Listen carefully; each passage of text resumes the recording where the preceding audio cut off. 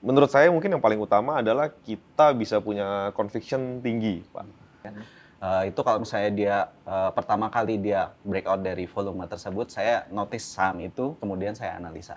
Ada nggak sih menggunakan aplikasi atau tools Stockbit untuk pemilihan saham dari masing-masing?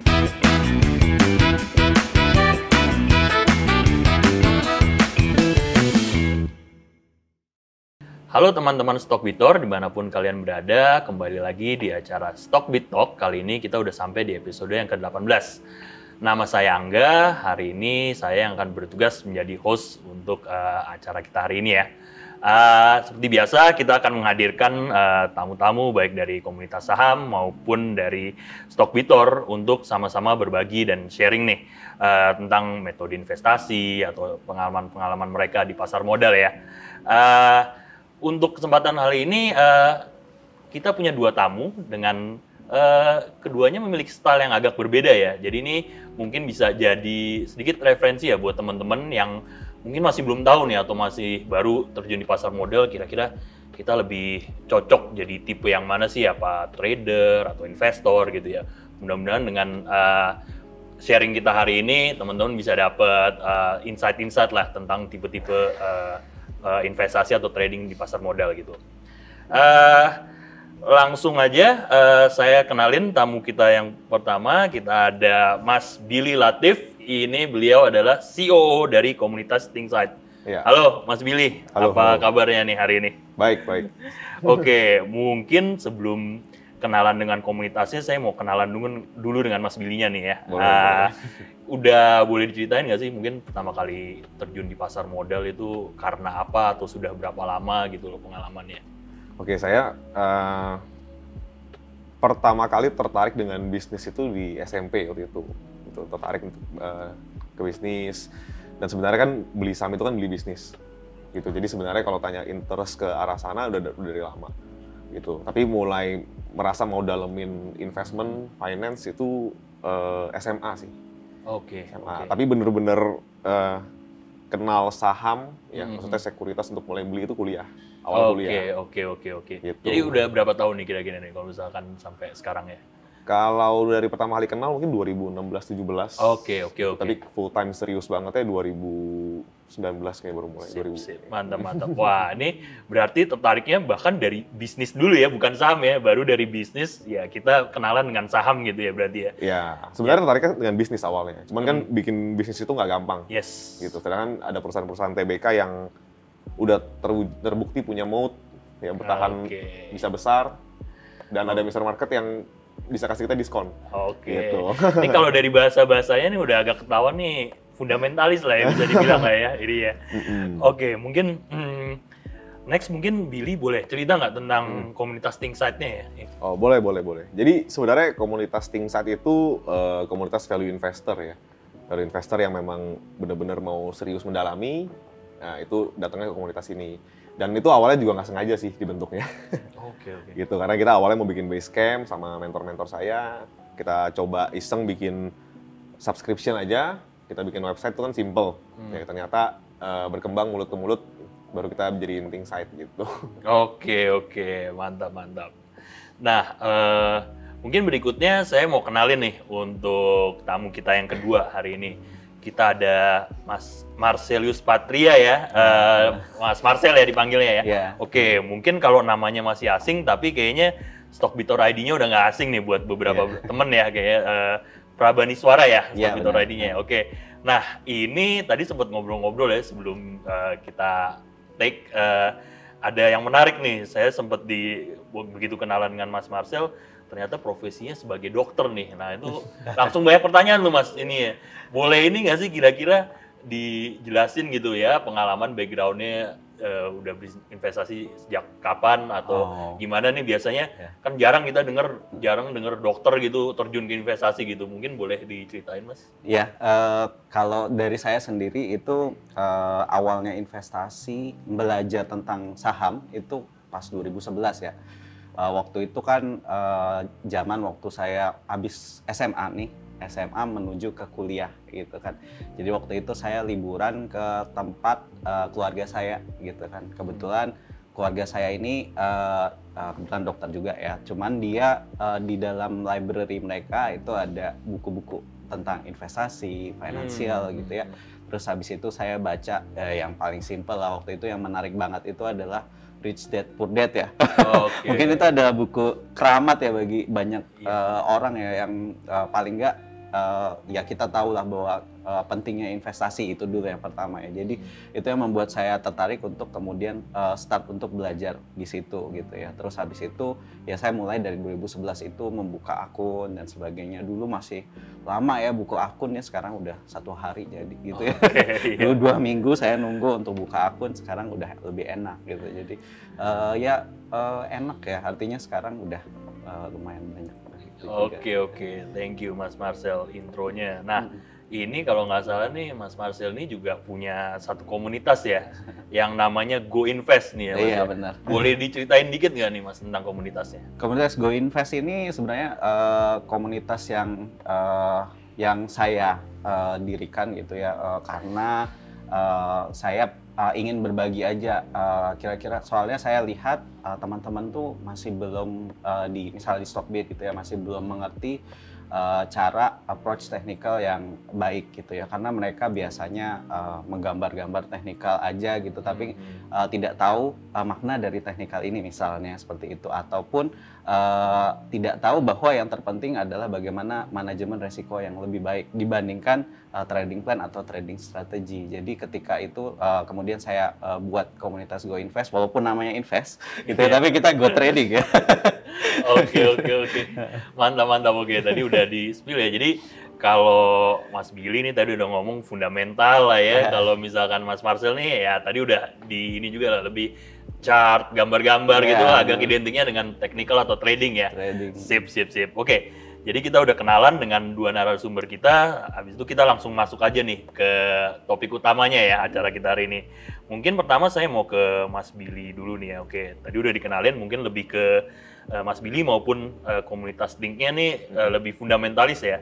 Nah, kalau dipersempit lagi nih style fundamentalnya nih, apa kan mungkin ada growth investing, dividend investing, apa cyclical investing, mungkin boleh kita diperjelas lagi nggak sih Mas, dijelaskan lagi lebih tepatnya tuh metode apa sih, metode investasi apa yang dipakai teman-teman Thinkstart gitu ini? Oke. Ini saya mungkin mengutip Charlie Munger ya, kalau all intelligent investing is value investing. Itu kita membayar sesuatu lebih murah daripada apa yang kita dapatkan. Ya, simpelnya beli diskon. Gitu. Jadi tadi kalau pertanyaannya mengenai growth, dividend, cyclical, nah itu adalah part of equation untuk menentukan value-nya berapa. Value, yes. Gitu. Jadi kita nggak bagi-bagi, ada growth stock, dividend stock, cyclical stock, seasonal stock atau apapun. Kita jadi itu semua yang menentukan value dari ini bisnis berapa sih. Oke. Nah, jadi pola kerja kita seperti itu. Jadi kita pelajari sebanyak mungkin perusahaan. Ya, katakanlah kita tahu misalnya 50 perusahaan sampai dalam, kita tahu value-nya masing-masing. Nah, kita tinggal pilih dari 50 itu mana yang kasih diskon paling besar. Oke. Itu kan yang berpotensi kasih kita return lebih besar. Iya. Gitu. Jadi kalau tanya kita approach-nya seperti apa, kira-kira seperti itu, Pak. Mantap. Oke, kalau Mas Marcel sendiri nih, kalau boleh tahu, mungkin lebih spesifiknya tipe tradingnya tuh apa ya? Maksudnya kan ada harian, ada swing, ada bahkan yang cukup populer belakangan nih scalping ya, yang benar-benar masuk jual gitu habis itu ya ini ya.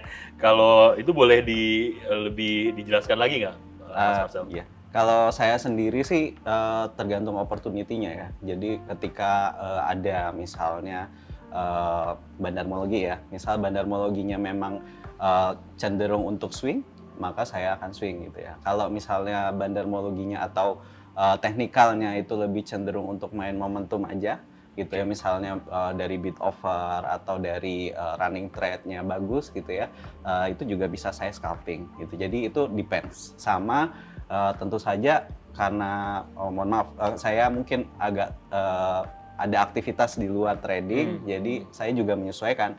Kalau misalnya memang saya ada jadwal gitu ya, jadi saya tidak akan masuk ke trading yang short term banget, daily trading atau gimana gitu. Tapi lebih pada swing. Tapi kalau misalnya jadwalnya agak slow, saya bisa main momentum atau main scalping seperti itu. Jadi lebih fleksibel lah kalau saya gitu ya untuk approach-nya. Oke, masih ada fleksibilitas ya, nggak kaku lah ya pokoknya kita ya. Sip. Oke, mungkin balik ke Mas Billy nih ya. Untuk ya kalau analisa fundamental itu kan ya identik banyak ya istilahnya tools-tools yang digunakan gitu ya. Apakah mungkin dalam analisa pemilihan saham gitu ya dari Thinkset itu menitik beratkannya apa sih yang digunakan? Apa mungkin faktor makroekonominya atau mungkin laporan keuangan? Laporan keuangan sendiri kan ada balance sheet, ada apa laba rugi ya, ada cash flow gitu. Itu mana sih yang paling sering dilihat atau paling inilah istilahnya porsinya paling besar gitu dalam analisa teman-teman Thinkset gitu? Oke, jadi bisnis itu kita suka ibaratkan seperti printer uang, gitu. Jadi kita masukin capex, keluarnya dalam bentuk profit, real profit yang kita cari ya, bukan cuma di atas buku, gitu. Jadi kita suka perusahaan yang punya quality of earnings yang baik, tapi bukan berarti kita nggak ngeliat aset. Gitu. Karena kan tetap butuh aset untuk jalanin operasi itu bisnis gitu. Misalnya sawit ya butuh tanah, butuh pohonnya, butuh PKS-nya gitu kan. Jadi kita ngelihatnya itu full gitu. Kita lihat bukan cuma balance sheet-nya, bukan cuma income statement, tapi dari ujung ke ujung gitu. Mulai dari owner-nya siapa gitu. Apakah owner-nya ini suka melakukan transaksi afiliasi atau enggak? Ya kan? Afiliasi misalnya gini nih, saya sama Pak Angga misalnya joinan bisnis gitu ya. Misalnya Pak Angga 30, saya 70 nih. Berarti kan votingnya di saya nih. Gitu ya. Bisa nggak kalau saya mau kerjain Pak Angga? Bisa gitu kan. Saya bisa aja beli bahan baku misalnya sama adik saya, tapi harganya di markup dulu. Jadi saya udah untung duluan. Nah, itu semua kita cek. Lalu mulai dari purchase-nya seperti apa, prosesnya seperti apa. Jadi benar-benar ujung ke ujung, bahkan sampai mereka udah ngasilin profit, profitnya ini mereka pakai untuk apapun kita juga cek. Wow. Gitu. Apakah di-invest dengan baik, mereka reinvest atau mereka tarik keluar lewat RPT atau apapun, nah itu semua kita cek gitu. Jadi nggak ada holy grail, cuman kalau tanya ke kita lebih ngelihat ujung-ujungnya pasti earnings. Oke. Gitu. Menarik banget nih, Mas Billy. Jadi mungkin sama ini orang taunya analisa fundamental tuh laporan keuangan aja, tapi ternyata enggak ya, kita bisnisnya dulu, terus bahkan tadi kita lihat kita berinvestasi dengan siapa sih shareholder besarnya gitu ya mungkin ya, terus bahkan sampai kalau udah profit diputar di mana lagi gitu duitnya ya, jadi benar-benar end to end banget nih. Mantap. Nah kalau aku sekarang ke Mas Marcel nih ya, yang trading ada lebih spesifik nggak sih, kan kita tahu apa ya orang yang menggunakan apa candlestick mungkin atau tape reading atau mungkin tipe-tipe apa indikator itu kan banyak ya, ada MACD, RSI gitu. Secara lebih spesifik boleh dijelaskan nggak nih pemilihan sahamnya Mas Marcel gitu ya? Pemilihan saham berarti atau ya sinyal apa sih yang dicari gitu kurang lebih? Sebenarnya kalau dari saya biasanya cari dulu lonjakan volume ya. Jadi kalau misalnya ada lonjakan volume, biasanya itu ada market maker satu, terus juga ada transaksi yang ramai di mana kita likuiditasnya bisa lebih baik, kita keluar masuk juga lebih baik gitu ya. Jadi likuiditasnya baik. Kemudian setelah itu kita tentu saja lihat risk and reward-nya. Ya, jadi ketika kita melihat bahwa dia udah ketinggian gitu ya, risk rewardnya jelek gitu ya, walaupun dia running gitu ya, kita mungkin akan approach-nya scalping aja gitu ya, scalping aja. Jadi tipis antara TP dan CL-nya, tapi itu geraknya cepat gitu ya. Tapi kalau misalnya kita approach-nya ketika dia masih punya ruang untuk growth itu lebih tinggi gitu ya, itu berarti kita bisa swing gitu ya, pakai platnya yang swing gitu. Jadi ya kayak gitu, pemilihan sahamnya itu tergantung sama posisi dia sekarang secara teknikal gitu ya, dan juga screeningnya menggunakan misalnya kalau saya volume, mungkin bandermologi sedikit gitu ya, terus sama perubahan harga yang signifikan itu gitu ya. Oke, jadi ternyata nggak pure technical aja, jadi kayaknya udah berapa kali market maker, bandermologi ternyata menggabungkan juga ya dengan analisa mungkin fitur broker summary gitu juga sering dipakai. Broker summary saya pakai banget. Oke. Wah, mantep banget deh. Nah, tadi ngomongin soal risk reward ya. Nah, itu saya mau ada follow up sedikit. Biasanya ada idealnya nggak sih berapa gitu risk reward? 2:1, apa 3:1? Mungkin boleh di-share dikit kali biar agak dapat bocoran lah teman-teman yang di rumah gitu. Yes, kalau mau ideal ya sebenarnya harusnya 10 kali lipat ya rewardnya ya. Cuman Kalau dari saya itu develop manajemen resiko itu berdasarkan win rate saya. Misalnya win rate saya 80% itu ada hitungan tersendiri gitu ya. Cuman untuk teman-teman yang belum menghitung win rate, mungkin saya sarankan harusnya lebih dari 1 ya. Gak mungkin kan kita ruginya sama dengan reward gitu ya. Itu apa gunanya gitu kan, artinya risk rewardnya tidak menarik gitu ya. Tapi mungkin sarannya untuk teman-teman yang belum menghitung win rate atau belum tradingnya baru mulai gitu, sarannya risk rewardnya sekitar 1,5 sampai 2 kali lipatnya daripada rewardnya lebih daripada risknya gitu ya. Kalau enggak rugi dong buat apa kita trading ya. Karena trading itu merupakan suatu game of probability ya. Jadi probabilitasnya harus lebih tinggi untuk rewardnya gitu daripada risknya gitu ya. Sip. Oke.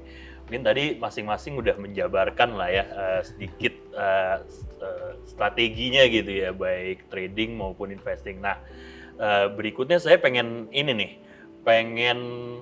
coba menanyakan apa sih keunggulan, tapi nggak cuma keunggulannya aja, kelemahannya juga saya pengen tahu nih, karena mungkin di dunia saham itu kan nggak ada yang absolut lah ya. Jadi saya pengen tahu nggak cuma keunggulan, tapi kelemahannya aja dari mungkin masing-masing metode investing dan trading yang digunakan. Mungkin saya balik ke Mas Billy dulu kali ya. Dari metode Thinkset, ada nggak sih keunggulannya apa, dan ada nggak sih mungkin yang masih sedikit kelemahan lah yang bisa diakuin gitu loh ininya. Oke, dari sisi keunggulan ya, menurut saya mungkin yang paling utama adalah kita bisa punya conviction tinggi, Pak. Gitu. Jadi ketika karena kita bedahnya itu deep dive sampai dalam, ketika itu opportunity datang, saham yang kita udah pernah pelajari dikasih harga murah, kita berani beli all in. Gitu. Jadi sebagai contoh ya, misalnya tim kita termasuk all employee itu mungkin 95% plus dari net worth itu ada di stocks. Wow, oke. Gitu. Dan itu mungkin cuma dipecah ke 2 sampai 3 saham, kadang-kadang cuma 1 malah. Gitu. Tergantung opportunity yang tersedia gitu. Jadi kita bisa compound-nya tuh benar-benar compound. Gitu. Jadi kita bukan cari, kadang-kadang kan mungkin pernah dengar ini untung berbeger-beger, tapi misalnya belinya cuma 1% dari harta karena nggak ada keyakinan di situ. Gitu. Jadi tapi kita berani beli banyak dan kita tetap tidur bisa nyenyak gitu loh. Karena dalam gitu. Mungkin sebagai contoh yang paling relevan untuk saya ceritain, ini ada tim kita namanya Rahmat gitu. Itu kerja purely cuman dari sisihin gaji di compound mungkin pecah cuman ke 2 sampai 3 saham, invest mungkin sekitar 2 tahunan, portonya udah ratusan juta, mungkin tahun depan udah tembus miliar gitu. Dan itu bisa tercapai karena memang hampir semua hartanya ditaruh di saham. Gitu. Jadi, sepertinya nih kalau komunitas Thinkset ini udah masuk di satu saham, berarti keyakinannya udah tinggi nih ya. Kita concentrated lah. Gitu. Karena kan kesempatan bagus tuh jarang datang gitu. Jadi kadang-kadang ketika itu datang, kita pukul sekuat tenaga. Oke. Gitu. Tadi kekurangan juga ya? Weakness-nya nih ada nggak nih? Kan kita juga nggak cuma enak-enaknya doang nih. Mungkin masih ada nggak ya? Atau mungkin something yang mungkin bisa diperbaiki atau gitu, Mas? Kekurangannya kita nggak bisa tahu harga saham minggu depan bakal berapa, bulan depan bakal berapa. 2 bulan lagi bakal berapa. Jadi ya kita cuma bisa tahu ya yang penting per tahun bisa naik segini kira-kira gitu. Jadi kita nggak bisa tebak harga dalam waktu dekat gitu. Tapi ya so far memang kita nggak ngerasa perlu tahu itu juga sih untuk bisa consistently make profit gitu ya. Kita udah lakuin ini mungkin bertahun-tahun gitu.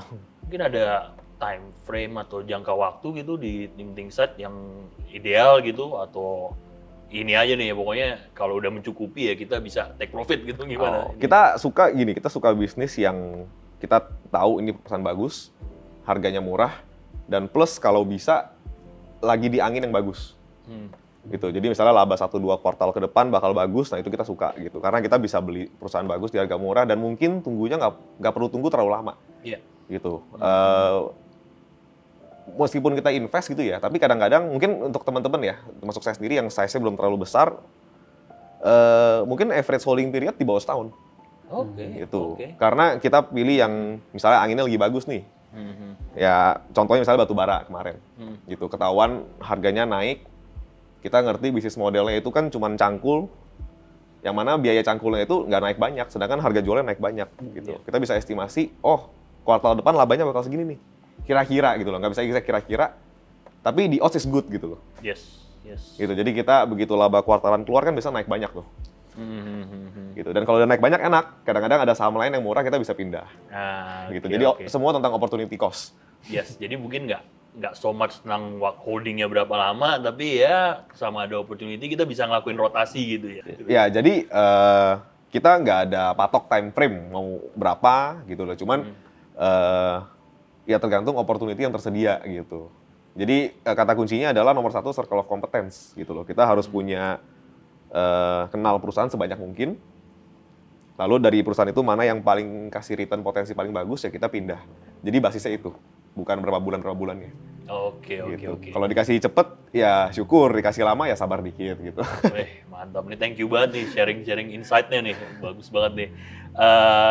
Sekarang saya mau gantian nih ke Mas Marcel ya. Tadi di metode trainingnya Mas Marcel ada nggak sih? Ya maksudnya bisa dijelaskan keunggulan, tapi nggak cuma keunggulannya juga nih. Apa sih? Ada kelemahannya apa sih gitu? Saya tertarik sebenarnya tadi Mas Billy bilang kalau misalnya batu bara naik itu udah expected ya.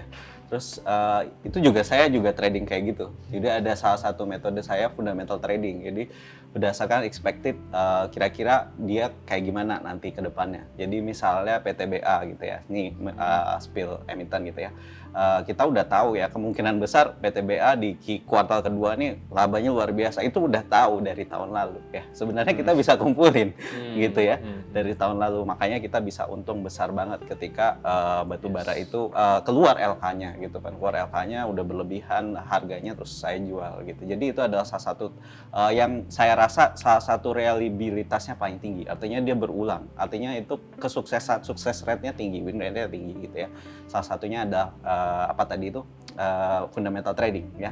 Terus ada juga yang scalper misalnya ya. Kalau fundamental trading itu kan istilahnya kalau misalnya ada sesuatu yang jelek banget, misalnya kayak crash COVID kemarin ya. Crash COVID kemarin kan jatuhnya bertubi-tubi ya. Itu bahayanya di situ. Ada sesuatu yang kita nggak duga tiba-tiba langsung jatuh gitu ya. Tapi itu juga bisa jadi opportunity gitu ya. Kita nggak tahu ya. Itu salah satu kelemahannya gitu ya. Misalnya scalping gitu ya. Scalping itu saya bisa terhindar dari hal itu dan menemukan opportunity pada indeks merah sekalipun crash gitu ya. Seperti misalnya pada saat crash COVID itu KF naik gitu ya. Bisa saya tradingkan itu kan untuk momentum trading atau scalping tersebut gitu. Jadi scalping keunggulannya adalah dia tidak terbatas saham apapun gitu ya. Kondisi apapun dia tetap bisa menguntungkan gitu ya. Juga dia terhindar dari kondisi-kondisi yang tidak terduga ya, kayak crash yang kemarin itu. Nah, kalau misalnya fundamental trading, win rate-nya tinggi dan success rate-nya tinggi gitu ya. Jadi itu yang mungkin keunggulan sama yang sering saya pakai gitu ya. Oke. Jadi ada beberapa ini ya metode masing-masing memiliki keunggulan dan kelemahan masing-masing ya. Tapi wah ini yang menarik tadi ya, istilah fundamental trading tuh menarik banget buat saya nih. Karena kan ada yang benar fundamentalis nih, ada juga ternyata bisa dia digabung-gabungin dikit ya. Jadi ternyata trading itu bisa kadang-kadang kita juga ngeliat lebih ke expected LK gitu ya, laporan keuangan, tapi kita ya pasti tahu lah kalau batu bara harga udah segini ya pasti ke depan ya pasti bagus gitu ya. Ini itu juga bisa ditradingin ya ternyata ya Mas. Mantap. Wah, pokoknya menarik banget deh nih ini ya diskusinya nih. Ternyata ada beririsan juga ya, bisa menggabungkan berbagai macam metode gitu. Oke, mungkin next nih saya pengen boleh nggak sih di share gitu, ada nggak sih menggunakan aplikasi atau tools Stockbit untuk pemilihan saham dari masing-masing Mas Marcel atau Mas Billy? Mungkin dari Mas Marcel dulu sekarang ininya. Kalau saya seperti yang tadi saya jelaskan di awal, saya biasanya lihat volume breakout ya. Artinya dia biasanya lebih dari volume MA20-nya gitu ya. Itu kalau misalnya dia pertama kali dia breakout dari volume tersebut, saya notice saham itu, kemudian saya analisa. Gitu, apakah ada terjadi secara bandarmologi ada sesuatu misalnya, atau secara teknikal ada sesuatu gitu ya. Jadi dari situ saya screening gitu ya. Kalau di Stockbit itu bisa dilihat di screener terus teknikal gitu ya. Kalau mau bandarmologi juga kalau misalnya dari volume breakout itu kemudian sahamnya kita udah dapat, terus kita lihat bandarmologinya di Stockbit juga bisa. Itu ada banyak lengkap banget gitu ya. Bahkan ada time frame-nya bisa di changing gitu ya. Sesuai dengan kemauan. Ya menggunakan screener Stockbit kita bisa Satu ya kita lagi MA yang lagi breakout dari MA 20-nya volumenya bisa ya. Terus Bisa. bandarmologi yang lagi diakumulasi apa gitu bisa kelihatan ya Bisa semuanya kelihatan dengan semua. tools ya. Oke, kalau dari Mas Billy gini boleh share nggak Mas apa sih ada ya bisa di-share penggunaan atau aplikasi dari tools kita yang sering digunakan gitu. Oke, sebenarnya kita pakai ya kadang yang pertama yang kita sering pakai sebenarnya adalah fitur yang ada di ini loh, namanya apa ya, yang ada key statistics-nya. Oh Misalnya iya ada key cash stats, berapa. financials gitu ya ini. Ya, sebenarnya itu Iya. bukan untuk analisa sih, tapi karena kita udah kenal perusahaannya, kadang-kadang kita mau revisit sebentar, ini berapa sih sekarang posisi terbaru, ya kita bisa lihat di situ kan enak. Gitu, sama mungkin screener gitu loh. Screener, Sebenarnya ya. screener terbaik itu di kepala kita. Oh, oke. Gitu, sebenarnya di kepala gitu. Misalnya nih, kita itu kan ketika ngelihat bisnis, setiap bisnis tuh biasanya ada variabel kunci yang berpengaruh sangat signifikan ke kinerjanya. Gitu. Misalnya kalau tadi batu bara, ya harga batu bara itu variabel kunci. Yes. Jadi sebenarnya screener terbaik yang kita suka cek itu adalah key variable dari berbagai bisnis yang kita sudah pelajari. Yes. Gitu. Misalnya kalau kita bicara bisnis seperti Pancabudi plastik, ya itu kalau misalnya harga nafta turun, berarti kan bahan bakunya turun. Berarti marginnya bakal membaik. Nah sebenarnya berarti kita mulai ngelirik Pancabudi gitu misalnya. Kalau misalnya masih ada MOS, kita bisa masuk. Nah itu sebenarnya yang terbaik gitu loh. Tapi sebelum nyampe ke sana, kita suka bilang terutama untuk teman-teman pemula, ada beberapa tools filter sih untuk at least menghindari resiko-resiko fatal. Oke. Gitu. Beberapa yang kita suka pakai, yang pertama itu di Stockbit ada semua ini sih, dividend streak. Gitu, minimal 3 tahun berturut pernah. Gitu. Yang kedua itu untuk memulai ya, yang misalnya masih baru mau mulai, cari kalau bisa yang leverage-nya di bawah 50%. Oke. Kenapa dua ini yang pertama saya sebut? Karena kita kan udah ngeliat cukup banyak perusahaan. Gitu. Kalau dua filter ini lolos, itu rata-rata GCG cukup oke. Capital allocation juga at least nggak hancur-hancur amat. Gitu. Jadi ini untuk menghindari resiko. Gitu. Terus mungkin filter selanjutnya itu yang kita suka pakai itu PBV di bawah 1,5 sama dividend yield di atas 5%. Itu untuk at least belinya nggak kemahalan banget. Gitu. Tentu bukan holy grail ya. Bukan berarti kalau pakai itu pasti berhasil, nggak. Cuman at least itu mengurangi filter yang kurang bagus. Sama mungkin average return on equity di atas 7%. Secara average gitu loh. Oke. Di kondisi normalnya dia, supaya at least kinerjanya oke ini perusahaan gitu. Dari situ baru pilih-pilih lagi. Waduh, tuh udah sebenarnya cukup banyak nih spill-nya nih ya, kriteria-kriteria sahamnya Mas Billy atau Thinkset gitu ya. Wah, tadi ada dividend streak, ada yield-nya juga, ROE, terus kalau bisa yang utangnya nggak gede-gede lah ya ini ya. Untuk yang pemula ya. Sip untuk yang pemula terutama ya, itu semua bisa di filter lah ya menggunakan Stockbit screener kita ini ya. Oke, ini saya masih ke Mas Billy ya. Ini Boleh. mungkin sekarang kita agak tematik nih pertanyaan ini. Belakangan nih banyak yang sering lah udah sering dengar ucapan gitu di market. Waduh, udah fundamental itu udah kuno lah. Value investing is dead gitu loh ini ya. Apa sih? Semua kan pasti ada istilahnya, ada market maker-nya, semua saham udahlah ngapain sih ngeliat-ngeliat laporan keuangan lah, nganalisa gitu ya. Tanggapan Mas Billy sebagai seorang fundamentalis nih apa? Sebel nggak sih kalau dibilang gitu ini, atau ya biasa aja gitu ini ya? Boleh minta tanggapannya nggak dengan pendapat-pendapat seperti itu yang di luar sana gitu, Mas? Ya, saya nggak sebel sih, biasa aja lah, biasa aja. Cuman dari sisi kita ngelihatnya in the short run mungkin iya, ya. Tapi in the long run itu semua akan balik ke kinerja, gitu. Pakai contoh hitungan simple, misalnya harga sahamnya 2.000, kita beli, kita udah yakin ini murah nih. Katakanlah berkinerja baik, mau bagi dividen 1.000. Ya. Ini ada sahamnya sih, cuman angkanya saya plesetin dikit lah ya. Misalnya bagi 1.000 gitu. Masa iya sih? Berarti kan dividen 50% tuh. Kalau kita beli di 2.000 mau bagi 1.000 kan berarti kan dividen yield 50%. Masa iya sih harga sahamnya nggak naik? Kalau misalnya nggak naik pun ya udah ambil aja dividennya, beliin lagi. Kita dapat kesempatan untuk reinvest di bisnis bagus tersebut di harga murah. Gitu. Malah kalau nggak naik-naik saya juga seneng sih kalau ada saham yang begitu ya. Gitu. Jadi kita pure ngelihatnya bisnis factor. Gitu. Saya familiar. Kalau ya nggak naik-naik nambah terus berarti ini ya kan? Iya bisa. Itu bisa nambah terus malah bener. Sip. Ini nggak, atau kalau malah turun sekarang sebaliknya average down nggak biasa ya nih? Ada strategi average down-nya nggak? Sama opportunity cost. Kita kalau misalnya turun, kita harus cek dulu, ini turun ini perusahaan bagus, tesis kita masih sama nggak? Kalau apa yang alasan kita beli ini masih sama, tesisnya masih intact, turun ya artinya kita bisa beli di harga lebih murah. Tapi apakah beli yang ini, ya kita review lagi, saham yang lain ada nggak yang lebih menarik? Ketika kita dapat fresh money misalnya. Gitu ya. Tapi kalau turun itu karena salah beli, ya kita harus cek lagi ini masih ada margin of safety nggak. Kalau misalnya turunnya itu karena perusahaan bagus, cuman mungkin lagi tertekan, kita timbang lagi. Ini lebih baik kita switching dulu ke perusahaan lain, atau kita average down, atau kita diemin aja. Nah itu semua case by case tergantung konteksnya. Gitu. Oke.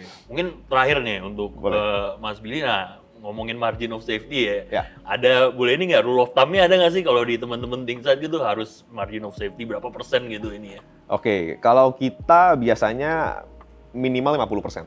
Wow. Gitu. Kita biasa minimal 50% gitu. Mungkin kalau beberapa mentor saya yang size-nya udah lebih gede mungkin bisa sedikit, mungkin 40-45% udah mulai nyicil gitu. Karena kan susah dapat barang kadang-kadang. Gitu. Jadi biasanya 50% sih. Oke.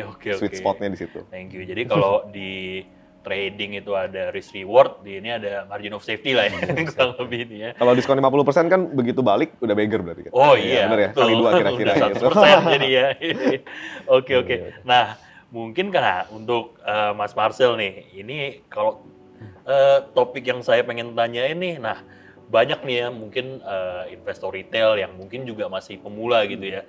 Biasanya di fase-fase awal tuh tadinya aduh kita pokoknya wah saya jadi trader nih, seneng kan pasti kan ngeliatin pergerakan harian gitu kan, bahkan kalau perlu tiap menit diliatin gitu ini ya. Tapi setelah ya istilahnya nyangkut lah ya ini ya, tiba-tiba jadi kepaksa gitu loh jadi investor. Boleh nggak sih ada tanggapannya dari Mas Marcel tentang fenomena ini, dan paling penting gimana sih tipsnya biar nggak kidar jadi investor dadakan gitu loh, dari trader terpaksa jadi investor itu gimana caranya? Ya, artinya kalau misalnya kita udah menerapkan trading plan gitu ya, kita harus patuh terhadap atau disiplin terhadap trading plan tersebut gitu ya. Jadi ketika kita nggak CL terus berubah jadi invest, itu berarti kita nggak disiplin gitu ya, aneh gitu ya. Karena ya kita artinya kalau kayak gitu kita sama aja analisa kita yang udah kita olah sedemikian rupa itu kita nggak patuhi tesisnya tadi katanya ya, tesisnya tidak kita patuhi gitu ya. Itu akan membuat kerugian lebih dalam gitu ya. Karena seperti yang saya bilang bahwa kita game of probability kita ketika dia di bawah dengan risknya itu lebih tinggi sebenarnya untuk lebih kalah lagi. Jadi buat apa kita hold gitu. Makanya saya sering banyak sebenarnya dari komunitas saya sih juga, ini Pak saya hold atau CL nih Pak, lah trade planmu gimana gitu ya.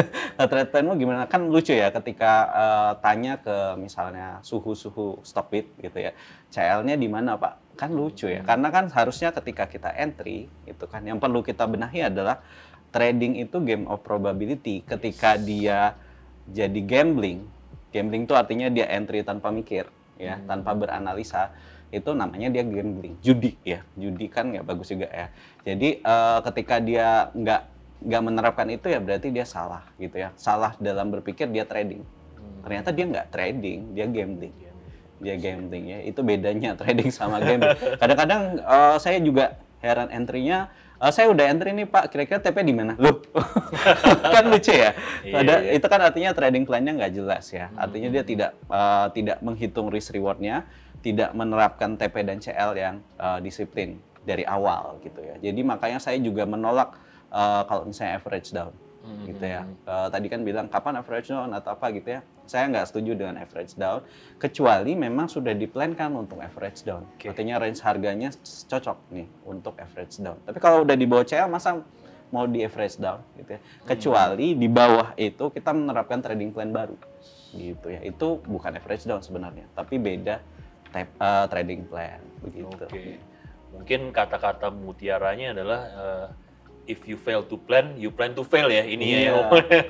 Jadi menarik ya, mungkin di trading itu pasti harus punya trading plan. Kalau investment ada investment thesis ya. Sebenarnya ya itu yang paling mungkin yang sering dilupakan itu disiplinnya ya kita mengikuti trading plan atau thesis itu ya.